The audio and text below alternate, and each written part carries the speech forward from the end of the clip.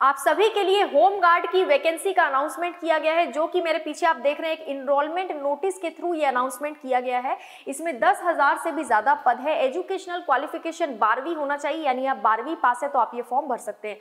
बाकी सारी डेट और सारी चीजें हम डिटेल में देख लेते हैं। तो सबसे पहले यहाँ पर आप देखेंगे directorate general of home guards, ठीक है। और नीचे में आप यहाँ पर वेबसाइट देखेंगे, only online application on website, यानी कि इस वेबसाइट पर ही आप ऑनलाइन अप्लाई कर सकते हैं। साथ ही अगर हम डेट देखें, opening date for submission of online application, यानी कि होम गार्ड की जो वैकेंसी निकली है इसके लिए जो आप फॉर्म भरेंगे वो कब से भर सकते हैं, तो 24 जनवरी 2024 से आप फॉर्म भर सकते हैं।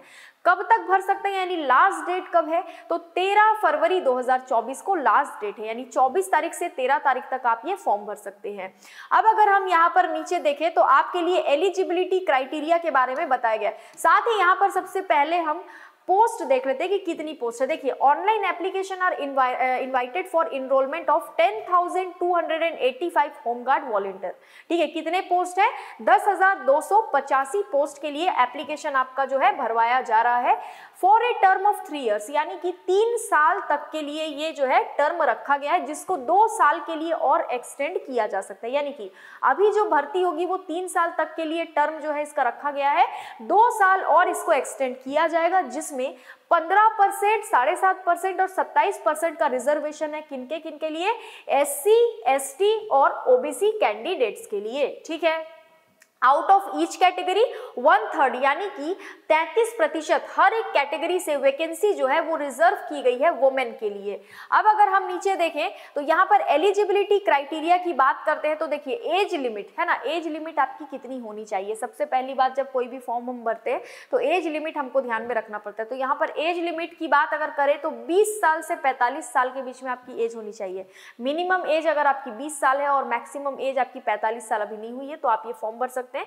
यहाँ पर आपको डेट के हिसाब से भी बताया गया है कि should not have born earlier than, यानी कि 2 जनवरी 1979 से पहले आपका जन्म ना हुआ हो, और नॉट लेटर देन 1 जनवरी 2004, यानी कि 1 जनवरी 2004 के बाद आपका जन्म ना हुआ हो, ठीक है। एजुकेशनल क्वालिफिकेशन की बात करें तो 12वीं पास अगर आप हैं, है ना, 12th पास अगर आप हैं तो आप ये फॉर्म भर सकते हैं। और हाइट भी बताया गया है, मिनिमम हाइट आपकी 165 सेंटीमीटर होनी चाहिए मेल की, यानी पुरुषों की हाइट, और और फीमेल की जो हाइट है, महिलाओं की जो हाइट है वो 152 सेंटीमीटर मिनिमम होनी चाहिए, तो ही आप ये फॉर्म भर सकते हैं।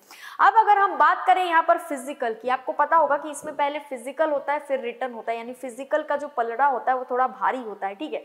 तो आपको ये सारी चीजें जो है यहाँ पर दे दी गई हैं। देखिए, अगर आपकी उम्र 30 साल तक की है, अप टू 30 इयर्स है, तो आपका जो रेस होगा वो 1600 मीटर का होगा, 6 मिनट में आपको करना है, क्वालिफाइंग टाइम 6 मिनट।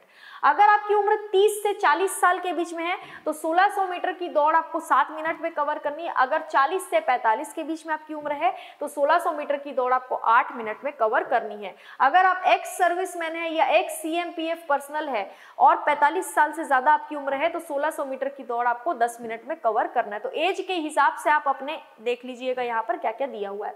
ये मेल के लिए था, ठीक है, मेल कैंडिडेट के लिए। अब फीमेल कैंडिडेट के लिए 30 साल तक की उम्र तक, है ना, 30 साल तक आपकी उम्र है तो 1600 मीटर की दौड़ 8 मिनट में, 30 से 40 के बीच में है तो 1600 मिनट की दौड़ 9 मिनट में, 40 से 45 के बीच में अगर उम्र है तो 1600 मिनट की दौड़ 10 मिनट में, और एक्स सर्विसमैन या एक्स CMPF पर्सनल है 45 साल से ऊपर तो 1600 मीटर की दौड़ 12 मिनट में। ये महिलाओं के लिए है, ठीक है, दोनों के लिए अलग अलग दिया गया है। अगर बात हम फीस की करें तो फीस जो है आपको 100 रुपए देना है। कितना देना है? मात्र 100 रुपए आपको एग्जाम के लिए फीस देना है।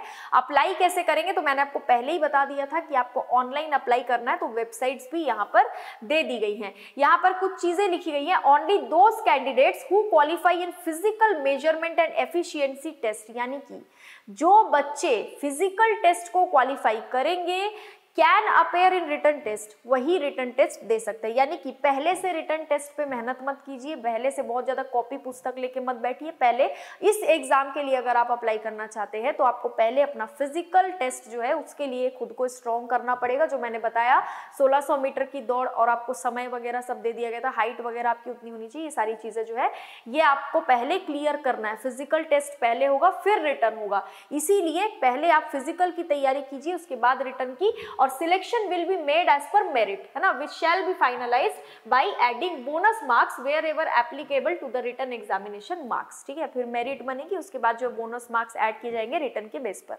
तो पहले फिजिकल एग्जामों का ध्यान रखिए, उसी तरीके से आपको जो है अपनी तैयारी करनी है। नॉर्मली ज्यादातर रिटन टेस्ट ही पहले होता है, बाद में फिजिकल होता है, लेकिन इसमें ऐसा नहीं है।